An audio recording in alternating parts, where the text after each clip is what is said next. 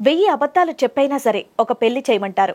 కానీ పెళ్లైన తర్వాత భార్యాభర్తల మధ్య ఉండే నిజాయితీనే ఆ కాపురాన్ని 100 ఏళ్లు సంతోషంగా ఉండేలా చేస్తాయి. నిజాయితీ లోపించిన రోజు ఆ కుటుంబాలు రోడ్డున పడతాయి. మమత తన సమస్యకు పరిష్కారం కావాలంటూ ఆశ్రయించింది. మరి తన ప్రాబ్లం ఏంటనేది పిలిచి తెలుసుకుందాం. ఏంటి సమస్య? మా ఆయన నాకు విడాకులు ఇస్తానని చెప్తాడు మేడం. కొన్ని రోజుల నుంచి నన్ను పట్టించుకోవట్లేదు. ముందు ఎలా ఉండేవాడో తర్వాత ఎందుకు ఉండట్లేదు? నీలో ఏమైనా మార్పు ఏమైనా వచ్చిందా? నాలో ఏం మార్పు లేదు మేడం. మేము ఎప్పుడు ఎలా ఉన్నా అలా ఉన్నాం. కానీ ఆయన అసలు ఏమైందో తెలియట్లేదు. ఏమైందో చెప్పమంటే కూడా చెప్పట్లేదు. మరి డబ్బులు సంపాదన ఎక్కువయ్యామన్న చెడు వ్యసనాలకు లోనయ్యాడా ఏంటి? ఏమో తెలియదు మేడం. కానీ ఇంట్లో అసలు పట్టించుకోవట్లేదు మేడం. కొన్ని నెలల నుంచి ఈయనే మా అన్నయ్య గారే. మీ అన్నయ్య అంటే ఎలా? మీకు అన్నయ్య సొంత అన్నయ్య? ఆయనకి ఫ్రెండ్ మేడం. ఓ మీ ఆయన ఫ్రెండ్ ని అన్నయ్య. నీ ఉద్దేశం ప్రకారం నీ భర్త మంచివాడేనా? మంచివాడే మేడం. నీ భర్తను కూడా పిలిచి తెలుసుకుందామా? పిల్లండి మేడం. ఆయన నాతో మాట్లాడేలా చేయండి మేడం. ఇద్దరం కలిసి ఉండేలా చేయండి. నమస్తే. అసలు ఇంతకు మీరు మమతతో ఎందుకు మాట్లాడలేదు? సమస్య ఏంటి? నాకు ఆమెతో లేదు మేడం. నాకు బాబుతో విడాకులు కావాలి. నాకు అసలు ఉండాలనిపించట్లేదు మేడం. విడాకులు కావాలా? ఆమె ముఖం కూడా చూడడం నాకు ఇష్టం లేదు. అన్నయ్య కదా నీ ఫ్రెండ్. నా ఫ్రెండ్ అయినా సరే నన్ను మోసం చేశారు మేడం. ఏం మాట్లాడుతున్నావు? అర్థమవుతుందా ఏమన్నా? నువ్వు మాట్లాడు. నువ్వు మాట్లాడు. హలో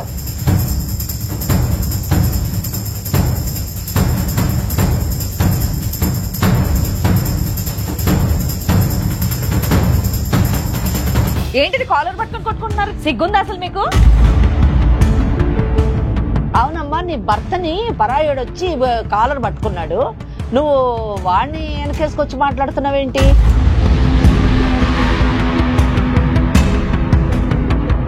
సార్ వాడు మా ఆవిడ మీద కొన్నేస్తే నన్ను రప్పించాడు మేడం. ఇలా నువ్వు చూసావా లేకపోతే ఎవరైనా చెప్తే విన్నావా?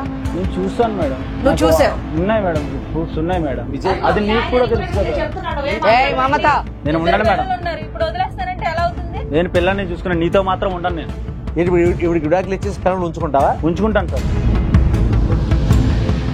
మమత సమస్యను పరిష్కరించేందుకు నాతో పాటు ఉన్నారు సీనియర్ అడ్వకేట్ శ్రీమతి వెంకటేశ్వరి గారు, సైకాలజిస్ట్ నాగిరెడ్డి గారు. మమత రండి.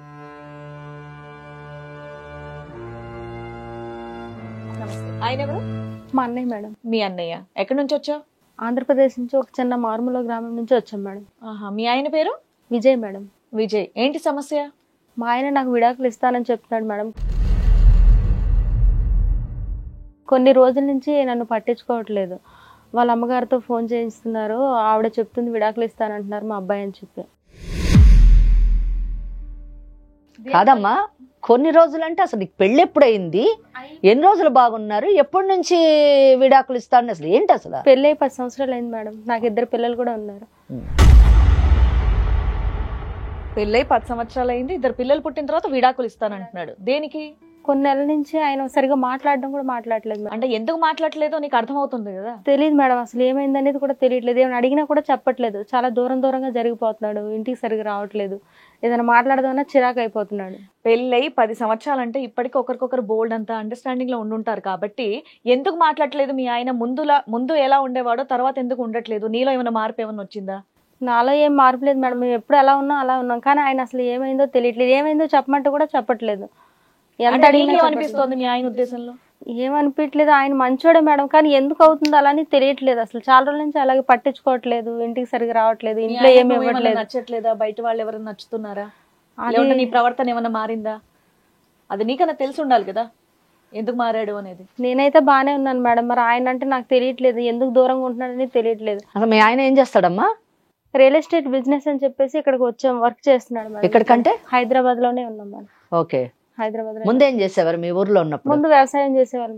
వ్యవసాయం చేసేవాళ్ళు కాస్త హైదరాబాద్ కు హైదరాబాద్ వచ్చి రియల్ ఎస్టేట్ ప్రారంభించారు. డబ్బులు సంపాదించారా బాగా? సంపాదించారు. అంటే మరి డబ్బులు సంపాదన ఎక్కువయ్యామన్న చెడు వ్యసనాలకు లోనయ్యాడా ఏంటి? ఏమో తెలియదు మేడం. కానీ ఇంట్లో అసలు పట్టించుకోవట్లేదు మేడం. కొన్ని నెలల నుంచి ఈయనే మా అన్నయ్య గారే. మీ అన్నయ్య అంటే ఎలా? మీకు అన్నయ్య సొంత అన్నయ్య? మా ఆయనకి ఫ్రెండ్ మేడం. ఓ మీ ఆయన ఫ్రెండ్ ని అన్నయ్య అంటాం. సొంత అన్నయ్య కాదు. రక్త సంబంధం అయితే కాదు. కాదు. నేనే తీసుకొచ్చాను మేడం. వాళ్ళ అక్కడ కొంచెం ఇబ్బందిగా ఉందని చెప్పి ముందు కాళ్ళు ఇప్పుడు ఆపేసి మామూలు చెప్తావా? ఇబ్బందిగా ఉందని చెప్పేసి నేనే ఫోన్ చేసి ఇంతకుముందు మా ఫ్రెండ్స్ మేడం మేము అంటే నేను ఒక 10 years ముందు నేను వచ్చి కొంచెం సెటిల్ అయినాక ఫోన్ చేసి ఏం చేస్తున్నారు అని అలా అడిగితే ఇట్లా నార్మల్ ఎయిర్ అని చెప్పి చెప్పాను మేడం. అయితే ఇట్లా రా, నా దగ్గర వర్క్ ఉంది చేసుకుందురా, ఇట్లా సెటిల్ అయిపోవచ్చు, నా దగ్గర ఉంది అని చెప్పి నేను కాల్ చేసి పిలిపించి నా దగ్గర జాబ్ ఇచ్చి జాబ్లో పెట్టుకున్నాను. అంటే మీ ఊర్లో మీరు కూడా ఆయన ఊరు వాళ్ళేనా? అవును మేడం. మీకు ఆయన ఒకటే ఫ్రెండా? అంటే ఫ్రెండ్స్ ఉన్నారు కానీ బెస్ట్ ఫ్రెండ్ మేడం. చిన్నప్పటి నుంచి కలిసి చదువుకున్నాం, బెస్ట్ ఫ్రెండ్. ఓకే. అయినా వదిలేస్తే నువ్వు నీ ఫ్రెండ్ తో రావాలి కానీ ఫ్రెండ్ వైఫ్ తో వచ్చావేంటి?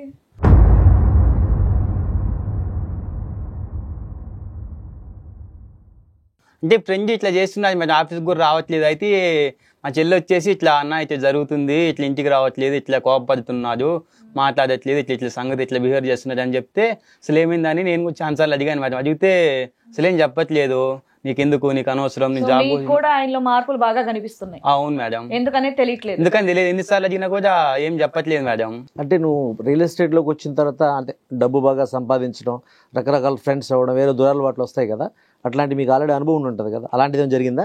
అలాంటిది కూడా ఏం జరగలేదు సార్. మామూలుగానే ఇంత ముందు వచ్చేవాడు ఉండేవాడు, ఫ్రెండ్స్ కూడా ఇక్కడ ఎవరు లేరు సార్, నేను తప్పితే హైదరాబాద్ అతనికి అని మీరు అనుకుంటున్నారు, మీకు ఇంతగా మీ తెలియదు. పేరేంటి? మా పేరు భాస్కర్ మేడం. భాస్కర్, ఒక్క విషయం చెప్పు. చిన్నప్పటి నుంచి స్నేహితులు అన్నారు, అంటే అప్పటి నుంచి ఇప్పుడు మటుకు మీ స్నేహితుడి యొక్క విజయ్ యొక్క ప్రవర్తన గురించి మీకు తెలుసు. అతని ప్రవర్తనలోని ఎటువంటి మార్పు వచ్చింది అని మీ చెల్లిని తీసుకొని మీరు ఇక్కడ మటుకు వచ్చారు. మాకు అది కావాలి. ఇప్పుడు ప్రవర్తనలో మార్పు అంటే తాగుతున్నాడా, ఆడవాళ్లతో తిరుగుతున్నాడా, లేకపోతే అతను మానసికంగా ఏదన్నా జబ్బు వచ్చిందా, వచ్చి కొడుతున్నాడా, తిడుతున్నాడా, ఏంటి, ఏ విధమైనటువంటి ప్రవర్తన? మేడం తాగుతున్నాడు, ఇంటికి రావట్లేదు, ఎక్కడెక్కడో బయట తిరుగుతున్నాడు, వర్క్ కూడా రావట్లేదు, ఆఫీస్కి రావట్లేదు. అయితే నేను 2-3 సార్లు అది కూడా చూశాను మేడం. ఏమైంది విజయ్, అసలు ఎందుకు రావట్లేదు, అది ఏంది పరిస్థితి అంటే, నీకు చెప్పాల్సిన అవసరం లేదు, అసలు అవసరమే లేదు నాకు, నేను ఆఫీస్ మానేస్తున్నా అని చెప్పేసి వెళ్ళిపోయాడు మేడం. తర్వాత ఒక 1 week తర్వాత ఇట్లా చెల్లి కాల్ చేసి అన్న ఇట్లా జరిగింది, ఇట్లా సంగతి అన్న ఇట్లా జరుగుతుంది ఇంట్లో అని చెప్తే నేను వెళ్ళి ఇంట్లో కూడా అడిగితే ఇంట్లో నుంచి వెళ్ళిపోయాడు మేడం, నేను అడుగుతున్నానని చెప్పేసి. ఆ తర్వాత ఇంకా ఏం చేయాలి అర్థం కాక ఇక్కడికి రావాల్సి వచ్చింది మేడం. ఎప్పటి నుంచి నీతో ఫోన్లో ఆయనకి ఎప్పటి నుంచి మీకు కమ్యూనికేషన్ లేదు? ఒక 1 month బ్యాక్ సార్. 1 month నుంచి. 1 month నుంచి ఇక్కడ ప్రవర్తన మారిందా? లేదు మేడం, 3-4 months నుంచి 3-4 months నుంచి మారింది. నాకు చెప్పినా వినట్లేదు. నీ ఫోన్ మాట్లాడడం మానేసి 1 month. 1 month నాకు ఆఫీస్కి రాకుండా ఉంటాం, ఇట్లా బిహేవ్ చేయటం. అంటే మీరు వాళ్ళ ఇంటికి వెళ్తూ ఉండరా? అంటే వెళ్ళను మేడం, ఎప్పుడన్నా ఒకసారి ఏదో సంథింగ్ స్పెషల్ అయితే ఒకసారి అంటే ఏదన్నా స్పెషల్, ఏదన్నా పండగలకి అట్లాంటి. ఎందుకంటే ఆమె చెప్పిన ప్రకారము, మీ సిస్టర్ చెప్పిన ప్రకారము 4 నెలల నుంచి అతని ప్రవర్తనలో మార్పు వచ్చింది. మీకు తెలిసింది 1 నెల నుంచి. అవును మేడం. మిగతా 3 నెలలు ఏం జరిగిందో మీకు అవగాహన లేదు? తెలియదు మేడం. Okay, right. దాని అర్థం మీరు తరచు వాళ్ళ ఇంటికి వెళ్ళరు? వెళ్ళరు అంటే డైలీ వెళ్ళాం మేడం, ఎప్పుడో మంత్లీ 1 time, ఏదో ఒక అకేషన్ టైంలో వెళ్తూ ఉంటాం. ఓకే. మీకు అమ్మ నాన్న ఉన్నారా? అమ్ముంది. మరి అమ్మని కూడా తీసుకురావాల్సింది, అన్నయ్యని తీసుకొని వచ్చు. మా అమ్మ ఆంధ్రాలో ఉంది. ఆంధ్రాలో ఎందుకు ఇబ్బంది పెట్టడం అని అన్నయ్యని తీసుకొని వచ్చావా? కదా మా అమ్మ ఇంపార్టెంట్ కదా, వీళ్ళు మరి ఫ్రెండ్ అంటున్నావు, బ్లడ్ రిలేషన్ కాదు. ఇప్పుడు బాబాయ్ కొడుకు, పెదనాన్న కొడుకు అయితే వీరు కదా, ఫ్రెండ్ అంటున్నావు కదా, అన్నయ్య అంటున్నావు. ఆయన తీసుకొచ్చి మరి మీ రక్త సంబంధికులు ఉంటారు కదమ్మా, వాళ్ళు ఎవరితో నీకు సరైన సంబంధాలు లేవా? ఉన్నాయి కానీ సార్ ఆవిడ చాలా కొంచెం ఏజ్డ్ అని ఇంకా అక్కడే ఉంచేసాం. దూరంలో ఉన్నారు.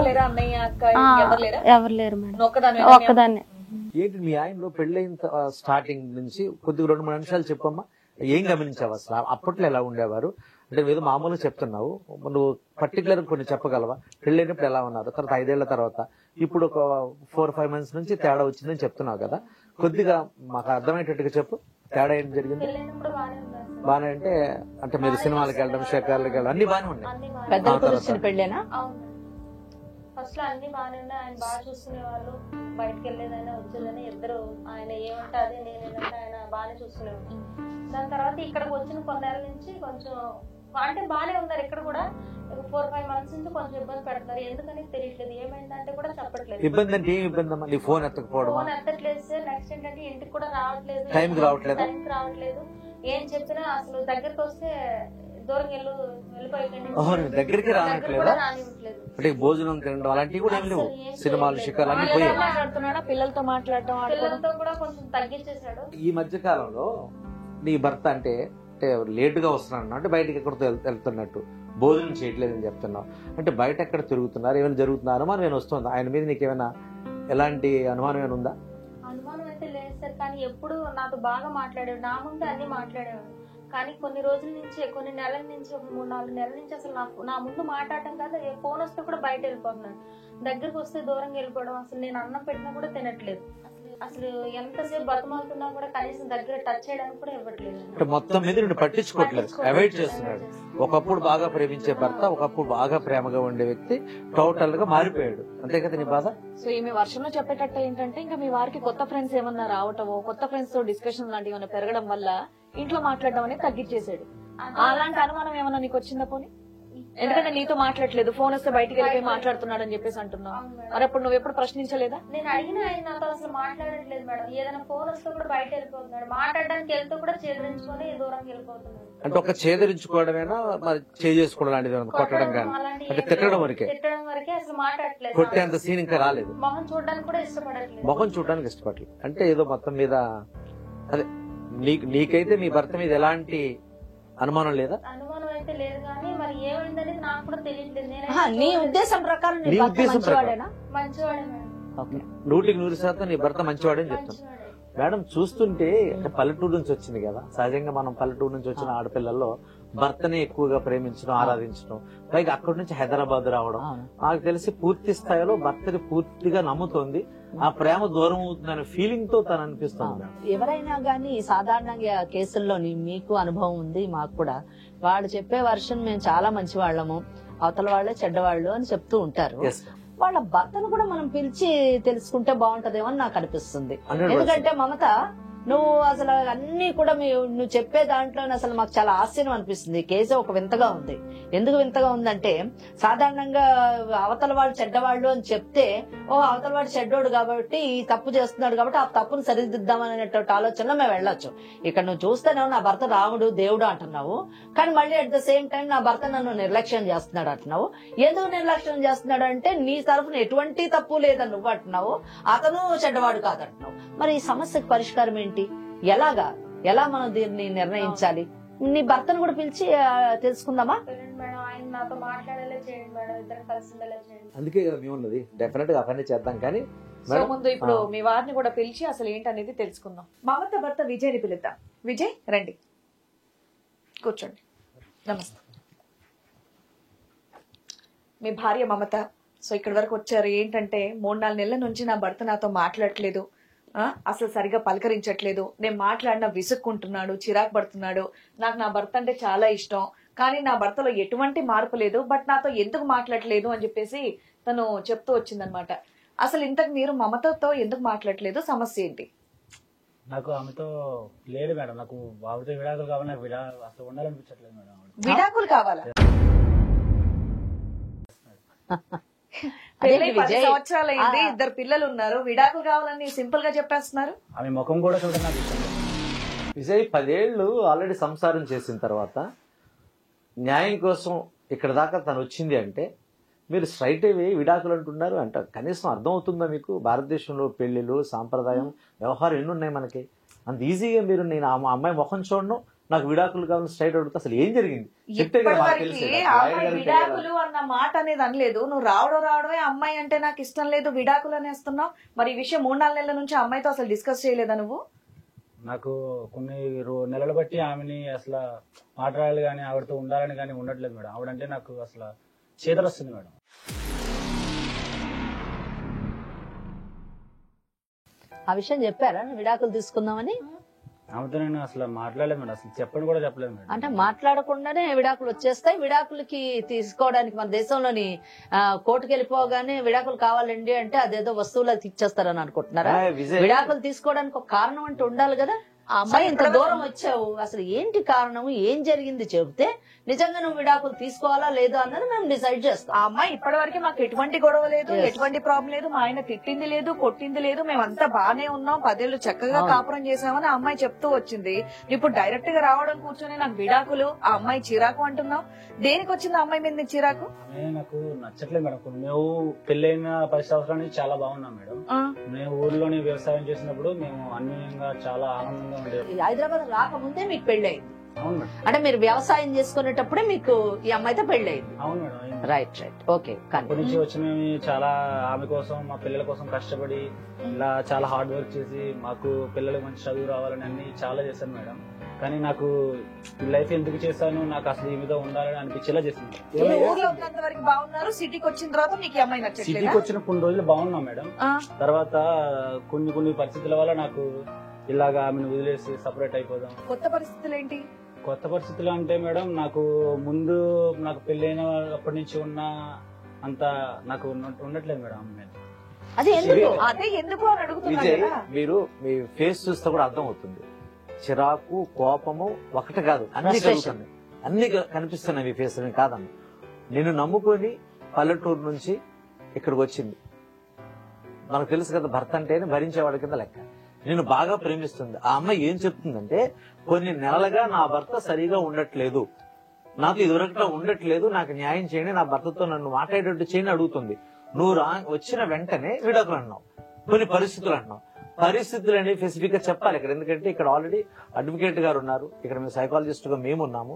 మీ సమస్య ఏంటి, అసలు ఆ పరిస్థితులు ఏంటి అవి తెలియాలగా. అవి మీరు నాకు ఇష్టం లేదు మాట్లాడడం, ఇష్టం లేదంటే కుదరదు. ఏంటి నిన్ను కష్టం కలిగించింది, నిన్ను ఇబ్బంది పెట్టింది, నిన్ను బాధ పెట్టిన అంశాలు ఏంటో చెప్పావనుకో మాకు కూడా అర్థమవుతుంది కదా.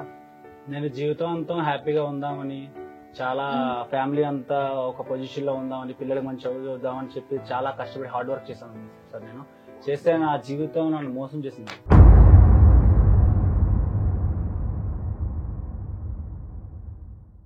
మోసం చేసిందా? Yes, madam.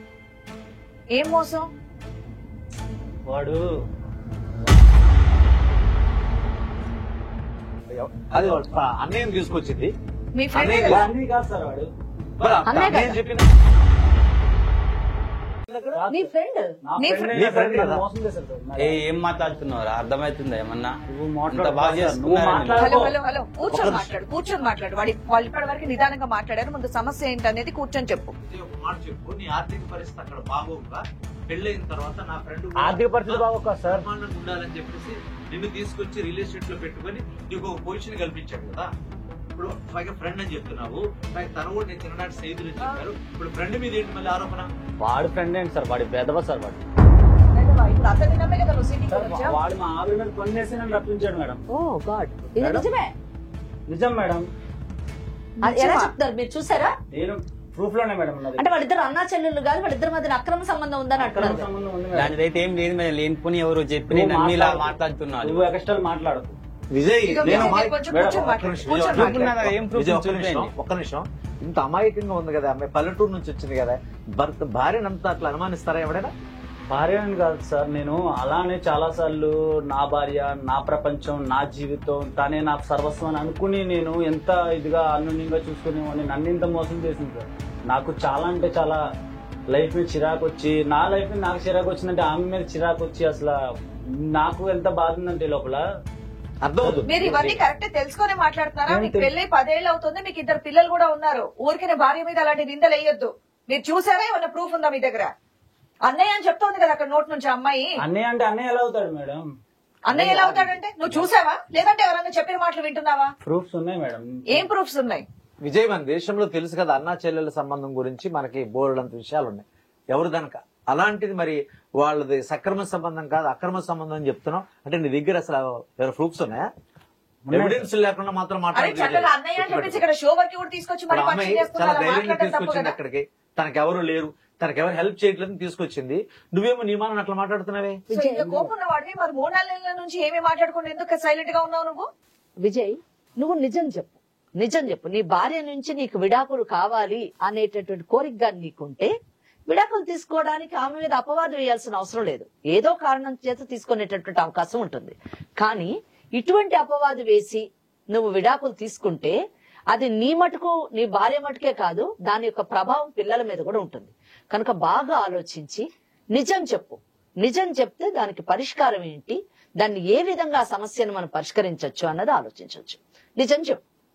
నిజం మేడం, నేను మా ఆవిడ అంటే నాకు చాలా నమ్మకం మేడం. అప్పుడు నేను చాలా అంటే చాలా మా ఊర్లో ఉన్నప్పుడు అన్యోన్యంగా అసలు చాలా ఒక తనే నా సర్వస్వాన్ని చూసుకునేవాడిని. నా తనను మా అమ్మాయిని మా సొంత అన్నయ్యలాగా తనకి పరిచయం చేసి నా ఇంట్లోకి తీసుకెళ్లి ఒక అన్నా చెల్లెలు ఉన్నట్టుగానే ఫీల్ అవ్వి తనతో రాఖీ కట్టించి తర్వాత నేను ఎక్కడికన్నా బయటికి దూరంకి వెళ్ళినప్పుడు అప్పుడు అన్న చెల్లెల కింద మీ చెల్లిని చూసుకోరా అని చెప్పి వాడికి అప్పు చెప్పి వెళ్ళి అన్ని నేను అసలు నేను ఊహించలేదు మేడం. ఇలా ఉన్న ఇద్దరు కూడా చాలా అన్న చెల్లెలు అని నాకు దానికి సొంత అన్న కింద నాకు సొంత బావ కింద చూసుకునే ఒక వ్యక్తి ఇలా చేశాడని నేను అసలు నమ్మలేకపోతున్నాను. ఏమండి ఏం మాట్లాడుతున్నారండి? ఆహా, ఇలా నువ్వు చూసావా లేకపోతే ఎవరైనా చెప్తే విన్నావా?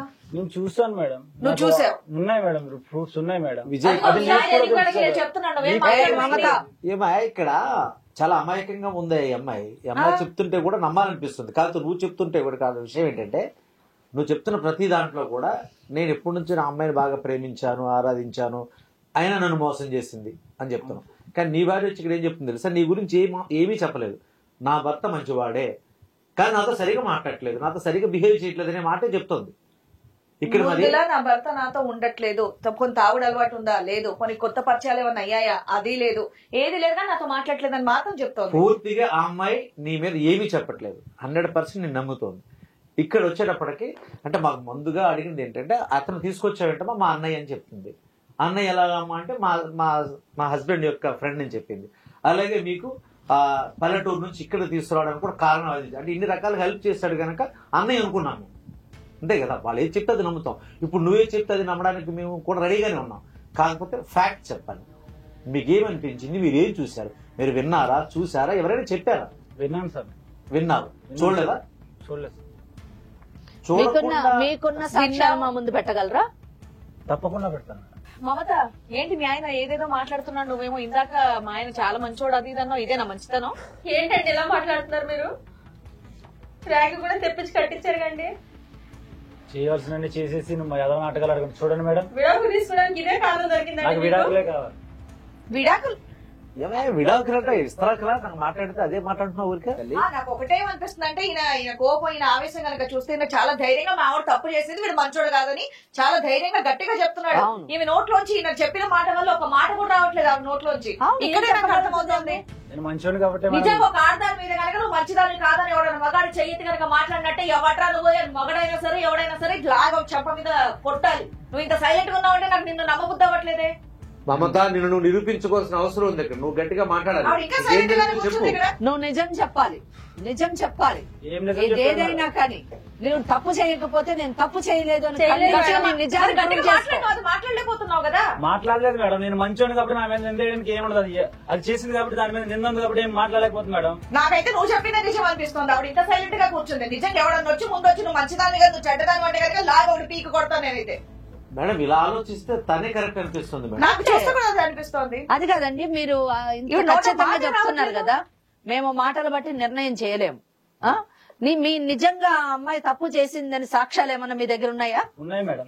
ఏం సాక్ష్యాలు ఉన్నాయి? ఉన్నాయి, వాయిస్ రికార్డులు ఉన్నాయి మేడం. మేము విన్నాను మేడం. మాకు వినిపించగలరా? అసలు నువ్వెవరు నేను అడుగుతున్నా. నేను వాళ్ళ కుటుంబ సమస్యలను భార్యాభర్తల మధ్య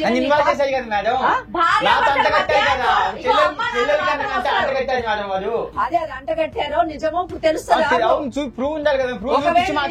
ఒకవేళ నిజమైతే నీకు ఎటువంటి భయపడుతున్నారా? నిన్ను ఇన్ని రోజులు మన ఫ్యామిలీ అంటే నాకు ఇష్టము పోయింది, నేను ఏ సైలెంట్ గా ఉన్నాను, నువ్వు ఇప్పుడు బజార్లో ఇట్టో, నేను ఖచ్చితంగా ఇప్పుడు ప్రూఫ్లు తీసుకునే వస్తాను. మీరు ఒకటి గుర్తుంచుకోండి, మీకు ఇద్దరు పిల్లలు కూడా ఉన్నారు, దాన్ని బట్టి ఆలోచించుకొని మాట్లాడండి. ఏం మాట్లాడినా సరే. ఉన్నారు, ఇప్పుడు వదిలేస్తానంటే ఎలా అవుతుంది? నేను పిల్లల్ని చూసుకున్నాను, నీతో మాత్రం ఉన్నాను. నేను ఇవిడికి విడాకులు ఇచ్చేసి పిల్లలు ఉంచుకుంటావా? ఉంచుకుంటాను సార్. నాకు ఈవిడితో కాపురం చేయడం నీకు ఇష్టం లేదు? ఇష్టం లేదు. 100% విడాకులు కావాలి. 100% ఉన్నాయి సార్. ఉంటే ఇక్కడ మేడం గారు కూడా ఉన్నారు కనుక యాజ్ అడ్వకేట్ వారికి అన్ని విషయాల మీద పూర్తి అవగాహన ఉంటుంది. నీ దగ్గర ఏమైతే ఎవిడెన్స్ ఉన్నాయో ఒకసారి మేడం గారు చూపిస్తాను. ఏమి ఎవిడెన్స్ ఉన్నాయి అంటే మీరు వీడియో కాల్సా లేకపోతే ఆడియో కాల్సా? ఆడియో కాల్స్ వినిపించండి, మేడం వింటారు, డాక్టర్ గారు వింటారు, మేమంతా విని అప్పుడు నిర్ణయం తీసుకుంటే అప్పుడు ఏం మాట్లాడుతుందో చూస్తాం. భాస్కర్ ఏం మాట్లాడతాడు, అంత గట్టిగా మాట్లాడుతున్నారు కదా, అప్పుడు మాట్లాడతాం మేము. నా దగ్గర 100 కొద్ది వీడియోస్ ఆడియో రికార్డులు ఉన్నాయి మేడం, కానీ నేను ఆమె నాదే తప్పు నాదే తప్పు నేను చేయలేదు అని అంటుంది కాబట్టి మీకు నేను ఒకటి వినిపిస్తాను మేడం. మీరు వినలేడు మేడం. చాలా అంటే 100 కొద్దీ ఉన్నాయి మేడం అలాంటి రికార్డ్స్. అది కొన్ని అసభ్యకరమైన మాటలు. నాకు ఒక్కరినే కూర్చుని ఏడ్చిన రోజులు, ఆమె మీద ఏడ్చి ఆ ఏడుపు చిరాకు కింద ఏడ్చింది మేడం. అది మీకు నేను అంతలో ఒకటి మీకు నేను చూపిస్తాను మేడం. మీరే నాకు న్యాయం చేయండి. హలో చెప్పు. ఎక్కడున్నావు? ఆఫీసులో. ఆఫీస్లోనా? ఇప్పుడే నేను బయటికి వెళ్ళారు. తెలుసు, నేనే సైట్ మీద పంపించా. మరి వస్తావా? వస్తా. ఏం చేస్తున్నావు? రూమ్ లో ఖాళీగా ఉన్నా. ఇంట్లో పిల్లలు ఇప్పుడే వెళ్ళారు స్కూల్ కి. అవునా? ఏంటి విశేషాలు? తిన్నావా? లేదు, తినాలి. ఇంకేంటి? చెప్పు. రానా? రా. ఏ డ్రెస్ వేసుకోవాలి? ఏదో వేసుకుంటావుగా. డ్రెస్సెస్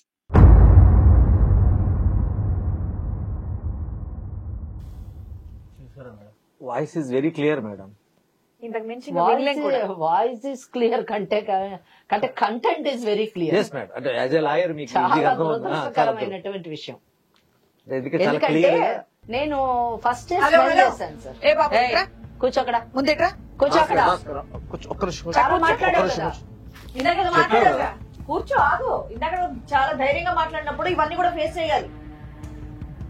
మాట్లాడుతున్నారు కదా పెద్దవాళ్ళు ఇక్కడ. ఒకటే కాదు మేడం, కొన్ని వందలు ఎప్పటి నుంచి జరుగుతున్నది అన్ని రికార్డులు ఉన్నాయి మేడం. భాస్కర్, ఈ వాయిస్ నీదే కదా? అదే సార్. నీదే కదా? అయింది కాబట్టి అదో వెళ్ళిపోతున్నాడు లేచి అక్కడ. అదే మళ్ళీ మిమిక్రీ వాయిస్ అని చెప్పవు కదా మాకు. కాదు సార్, నా వయసు. మేడం చూసారు కదా? ఏం మమత, ఏం ఆడతావు? పిల్లలు ఉన్నారు అని అన్నావు కదా. పిల్లలుండే తల్లి చేసే పనులేనా ఇవన్నీ? నీ మాటలు నమ్మి అమాయకంగా ఉన్నావు, పల్లెటూరు నుంచి వచ్చావు, భర్తే సర్వస్వం అన్నావు. నిన్ను సపోర్ట్ చేసినందుకు నిజంగా మాకు చాలా చాలా చాలా బాధగా ఉందమ్మా. ఏంటి అసలైన పద్ధతేనా తల్లిది? ఒక అన్నా చెల్లెళ్ళ సంబంధాన్ని ఇలాగ సంబంధం క్రియేట్ చేయడం అంటే ఇది భారతదేశంలో కుదరదు తల్లి. ఏది ఇతర దేశాల్లో ఏదో అంటుంటారు కానీ ఇదేం పద్ధతి తల్లి ఇది? మేడం ఏంటి మేడం ఇది అసలు? కొంచెమన్నా బుద్ధి ఉండాలి. మా ఆయన చాలా మంచోడు, ఎటువంటి చెడు అలవాట్లు లేవు, నన్ను చాలా బాగా చూసుకుంటాడు, ఊర్లో బాగా చూసుకున్నాడు, సిటీకి వచ్చాక కూడా చాలా బాగుంది, ఎటువంటి ఫైనాన్షియల్ ప్రాబ్లమ్స్ లేవు అని చెప్పేసి ఇలాంటి దరిద్ర బుద్ధి ఏంటమ్మా నీకు? ఇంకా సిగ్గులేక ఆడియో ఏంటి? ఇంకెప్పుడు ఇలా చేయను మేడం. ఇంకెప్పుడు ఇలా చేయవా? అది అనుకోకుండా అలా అయిపోయింది మేడం. ఆయన కొంచెం ఇంట్లో మీకోసమే కదా బయటికి వెళ్ళిన పని చేసుకొని డబ్బులు తీసుకొని వస్తున్నాను, మీరు బాగుండాలనే కదా. ఇంట్లో నువ్వు చేయాల్సినటువంటి బాధ్యత ఏంటి? ఇది చిన్న తప్పు కాదు మమత. ఇది ఏదో అనుకుంటున్నాను. ఇది చిన్న తప్పు అనుకుంటున్నావా? క్షమించమంటున్నావు? పిల్లలు అని అన్నావు కదమ్మా. పిల్లలున్న తల్లులు చేసే పనేనా ఇది? ఏంటి బాబు పక్కన తల తెచ్చుకొని కూర్చున్నావు? నా ఫ్రెండ్ ఊరు నుండి తీసుకొచ్చాను, బోల్డ్ అంతా నీకు జాబ్ పెట్టించాను, లక్షలు ఇప్పించాను, ఇప్పుడేంటి నోరు పడిపోయిందా మాట్లాడడానికి? సిగ్గుందా అసలు మీకు?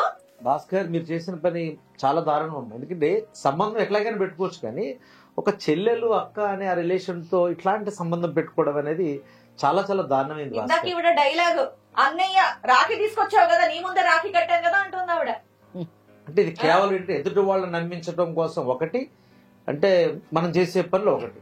మీరు చేసే పనికి అన్న చెల్లెల రిలేషన్ ని కూడా బయట ఏమంటారు తెలుసా? బయట సరదాగా ఇద్దరు బైక్ మీద వెళ్ళినా సరే అన్న చెల్లెలు ఐస్ క్రీమ్ తినడానికి మీలాంటి వాళ్ళ వల్ల వాళ్ళని కూడా తప్పుగా చూస్తారు. మేడం ఇలాంటి పర్సనాలిటీస్ మేడం సైకాలజీ మన మనోవిజ్ఞాన శాస్త్ర ప్రకారం మనం ఆలోచన చేస్తే చాలా డిఫరెంట్ గా ఉంటారండి. అక్కడక్కడ ఉంటారు. ఇది ఒక రకమైన మానసికమైన రోగం కూడా అంతే. ఎందుకంటే అలాంటి భావం కలగడం అనేది, అంటే ప్రతి మనిషికి భావోద్వేగాలు ఉంటాయి, అందులో ఏమాత్రం సందేహం లేదు. కానీ ఒక రిలేషన్ పెట్టుకుని మరో రిలేషన్ మెయింటైన్ చేయాలన్న థాట్ ఏదైతే ఉందో వీళ్ళు డెఫినెట్ గా వీళ్ళు మానసికంగా వీళ్ళకి కౌన్సిలింగ్ చాలా అవసరం ఉంటుంది. చాలా అవసరం. ఇప్పుడు మేడం మరి మీరేమంటారు? ఇతనేమో విడాకులు అని చెప్పేసి అంటున్నాడు, మరి నీకు కూడా ఏంటి విడాకులు ఇచ్చేయాలని ఉందా? మేడం నాకు కావాలి మేడం ఆయన. నువ్వు ఇలాంటి తప్పులు చేస్తే ఎవరు ఉంటారండి నీతో? ఇంకా చేయను మేడం. నువ్వు చెయ్యవు అని నిరూపించుకొని నేను చేయను, భవిష్యత్తులో ఎట్టి పరిస్థితులు ఇలా ఉండను అని చెప్పి నమ్మించగలవు మీ ఆయన్ని?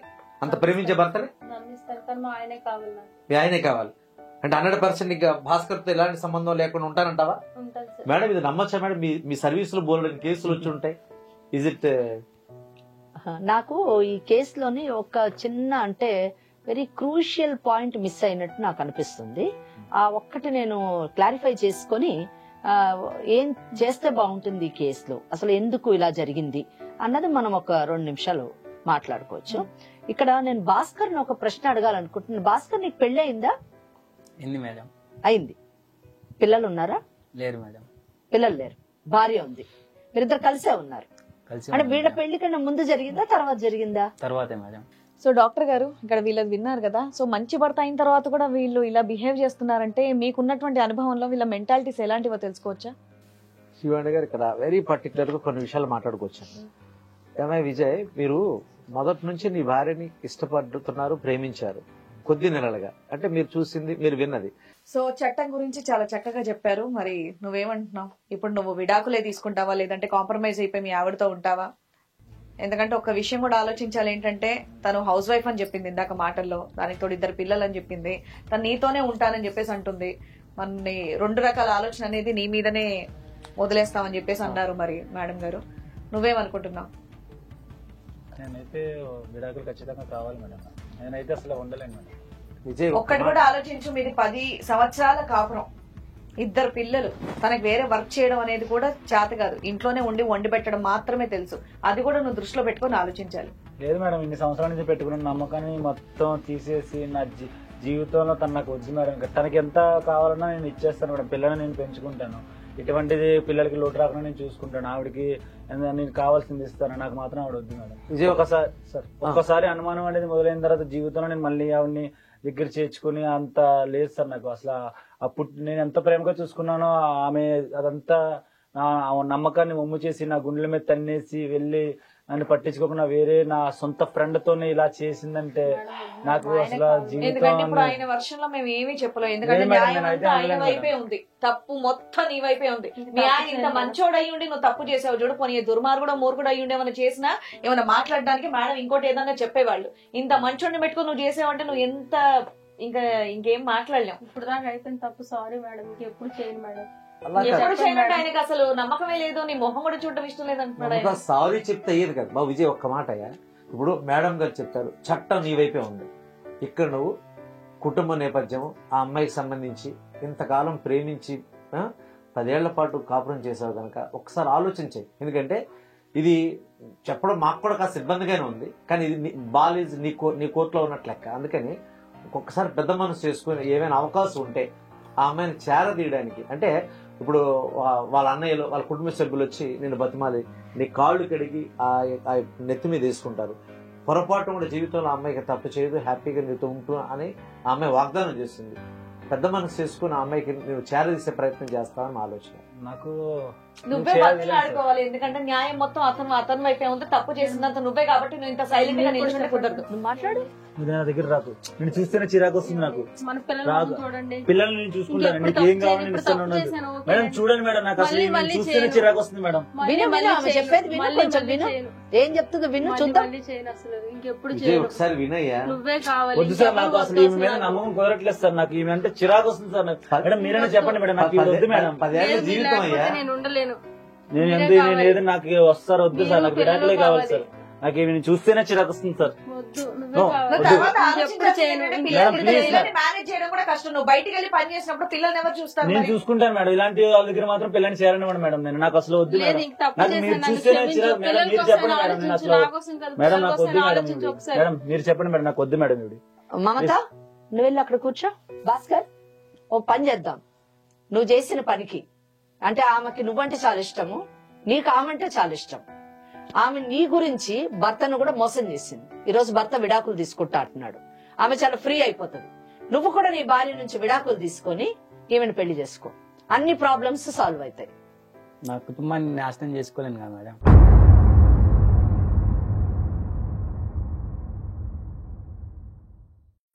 నీ కుటుంబాన్ని మాత్రం నువ్వు నాశనం చేసుకోవు, వేరే కుటుంబాలు మాత్రం నాశనం చేస్తావు. అదేనా నువ్వు చెప్పేది? విను మమత, అర్థమైందా?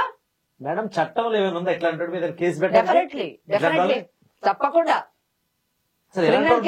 పెట్టేసి తోసేయాలి మేడం స్టేషన్లోకి చెయ్యాలి. ఇంకోటి మమత తెలుసుకోవాల్సిన విషయం ఏంటంటే ఆయన కుటుంబం వచ్చేసరికి పాడు చేసుకోనంటున్నాడు. ఈ అమ్మాయి మాత్రం తన భర్తని, మంచి భర్తని కోల్పోయి ఈ రోజు నేను చిన్న తప్పు చేశాను క్షమించమని అడుగుతుంది. ఆ తప్పుని ఎట్లా క్షమిస్తారు నువ్వు చేసిన పనికి? అసలు మీ భార్యకి తెలుసా ఇలా? తెలియదు మేడం. మేడం భార్యకి తెలిస్తే ఒప్పుకుంటుందా మేడం? మీరు బలి అడుగుతున్నారు కానీ ఇలాంటి దౌర్భాగ్య పనులు తెలియకుండానే చేస్తారు. ఇప్పుడు ఆ అబ్బాయి విడాకులు ఇచ్చేస్తే మరి ఈ అమ్మాయిని ఇంటికి తీసుకుపోతావా? చెప్పు. తీసుకెళ్ళాను మేడం, తీసుకెళ్తే నా కుటుంబం రోడ్డు మీదకి వస్తుంది. మరి విన్నా వాటు చూడ మమత ఎంత తెలివిగా చెప్తున్నాడో అర్థమైందా? నువ్వు ఆకర్షణతో వెళ్ళావో దేంతో వెళ్ళావో తెలియదు కానీ నీ జీవితాన్ని సర్వనాశనం మొగుడు చేస్తున్నావు. పిల్లల్ని తీసుకెళ్లిపోతాడు, అతను వెళ్ళిపోతాడు, అప్పుడు నువ్వేం చేస్తావు ఒక్కదాని? అంతే. ఇటువంటి కేసుల్లోని మమత లాంటి వాళ్ళు అమాయకత్వంతోనో మరి లేదా వ్యామోహాలకు లోనయ్యో ఇట్లా తమ జీవితాలను పాడు చేసుకుంటే వాళ్ళ జీవితాలు ఏ విధంగా రోడ్డు మీదకి వస్తాయని తెలుసుకోవాల్సినటువంటి విషయం. చూసావా, ఆయన కుటుంబాన్ని పాడు చేసుకోడట, నీ కుటుంబం మాత్రం పాడు చేసి తన అవసరాన్ని తీర్చుకున్నాడు. అది నువ్వు తెలుసుకోవాల్సినటువంటి విషయం. కానీ ఈవిడే కాదండి, ఇప్పుడు ఈ షో చూస్తున్న వాళ్ళు కూడా అవును, ఇలాంటి కంపల్సరీ తెలుసుకోవాల్సిన అవసరం ఉందండి. అంతే. ఇప్పుడు మోడర్నైజ్ అవుతున్నాము, అన్ని విషయాల పట్ల అడ్వాన్స్ అవుతున్నాం అని చెప్పి ఇంత అడ్వాన్స్ అవ్వాల్సిన అవసరం లేదు కదా. అవసరం లేదు. ఈ నిజంగా ఈ రోజు మనం చేస్తున్నటువంటి వ్యవహారం ఏదైతే ఉందో, ఈ కేసు ఏదైతే ఉందో, డెఫినెట్ గా మిగిలిన వాళ్ళందరూ కనువిప్పు కలగాలి. సో ఫైనల్ ఇప్పుడు ఏమనుకుంటున్నారు? నాకైతే మీరు విడాకులు ఇప్పించండి మేడం. విడాకులు మేమే పెంచాలి, కోర్టు ఇప్పిస్తుంది. మమత అయిపోయిందమ్మా, నీ స్టోరీ అయిపోయింది, ఏం చేయలేము ఇంకా. ఆయన ఎట్టి పరిస్థితుల్లో నువ్వు వద్దు అని చెప్పేసి అనేస్తున్నాడు అక్కడ. నీకు బ్రతకడానికి కావాల్సిన మొత్తం నీ పిల్లలకు అన్ని ఇస్తాడు, నీతో మాత్రం ఉండడు. చాలా కరాఖండిగా చెప్తాడు, ఎందుకంటే చట్టం ఆయనకు సపోర్ట్ చేస్తుంది తల్లి. అయిపోయింది. మేము ధర్మం న్యాయం శ్రీవాణి గారు మీ అందరం కూడా నీతి ధర్మం రిలేషన్ ఎన్నిటి దృష్టిలో పెట్టుకుని మాట్లాడాం. చట్టం ఆయనకి చాలా హ్యాపీగా సపోర్ట్ చేస్తుంది. ఆయన ఇష్టం, ఆయన ఎవరు అనడానికి లేదు. అప్పటికి కూడా చాలా మటుకు నువ్వు ఆడదానివి కదా, తర్వాత బయటికి వెళ్తే ఎలా బతుకుతావని తప్పు నీ వైపు ఉన్నా సరే అతను అడుగుతూనే ఉన్నాం ఎలాగన్నా చూడు అని చెప్పి. అతను మాత్రం చాలా స్ట్రిక్ట్ గా చెప్పేశాడు విడాకులే కావాలని. ఇంకా దాని తగ్గట్టు ఇంకా మేడమే ఆయన కోర్టుకు వెళ్తారు, నాకు విడాకులే కావాలి అన్నాడు. అయితే ఒకటి, నాకు విడాకులు కావాలి అని అంటున్నాడు కాబట్టి విజయ్ నువ్వు కోర్టుకు వెళ్ళు, నాకు విడాకులు కావాలి అని చెప్పేసి కోర్టులో కేసు వేయి, దాంట్లో నాకు పిల్లలు కూడా కావాలని చెప్పేసి నువ్వు అడగొచ్చు. ఆమెకి మీరు ఆర్థికంగా ఏమి ఇవ్వాలనుకుంటున్నారో అది కూడా మీరు చెప్పండి. అయితే ఒకటి, మమత నువ్వు అంటున్నావు కదా నా భర్త నాకు కావాలి అని చెప్పేసి, మీరు కోర్టులో నా భర్త నాకు కావాలని చెప్పేసి మీరు పోరాడండి. నిజంగా మీకు అంటే అవకాశం ఏమాత్రము లేదు, చూద్దాం. నీకు కూడా మీ రైట్ ప్రయత్నం ఉంది, మీరు నీ రైట్ చేయండి. ప్రకారం. ఎందుకంటే నా భర్త నాకు కావాలి అడగాల్సిన అవకాశం ఉంది కనుక చెయ్యి, మా ప్రయత్నం చేయి. మా ప్రయత్నం మేము చేసాం. మంచివాడు కనుక ఇంకా నిన్ను ఇంకా ఏమి చేయకుండా వదిలేశాడు. ఇప్పుడు ఆయన మేము ఇప్పటికీ కూడా మీ ఆయన మంచివాడి కింద లెక్క. ఎందుకంటే కొన్ని సందర్భాల్లో చూసాం, వెంటనే పేక తీసుకు చంపేయడం అట్లా రకరకాలు చేస్తారు. ఆయన చాలా ఓపెన్ గా చెప్పాడు, నీతో ఉండడం నాకు ఇష్టం లేదు, నీకు నమస్కారం. కనుక హ్యాపీగా ఆయన ఏం చెప్పాడు అది చేయడం తప్ప వేరే మార్గం నీకు లేదు తల్లి. నీ జీవితాన్ని నువ్వు పూర్తి స్థాయిలో పాడు చేసుకున్నావు.